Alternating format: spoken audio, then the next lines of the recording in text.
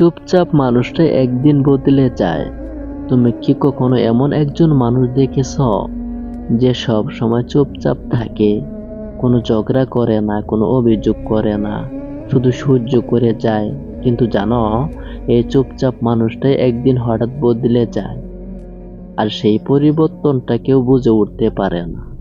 চুপচাপ মানুষ মানে শান্ত মানুষ না, তারা আসলে ভিতরে অনেক কিছু লুকিয়ে রাখে। তারা কষ্ট পায় কিন্তু বলে না, তারা আঘাত পায় কিন্তু প্রতিক্রিয়া দেয় না, কারণ তারা বিশ্বাস করে চুপ থাকলে সমস্যা কমে যাবে।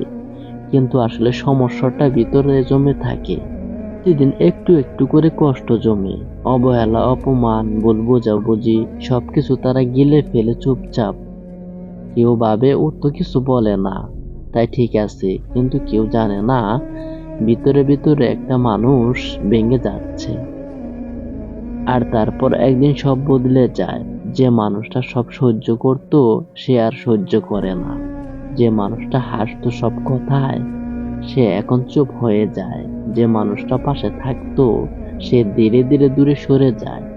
এটাই সেই পরিবর্তন যেটা হঠাৎ মনে হয় কিন্তু আসলে ধীরে ধীরে তৈরি হয়। চুপচাপ মানুষ বদলে যায় না হঠাৎ করে, তারা অনেক আগেই ভেঙে যায়, শুধু বাইরে থেকে দেখা যায় না।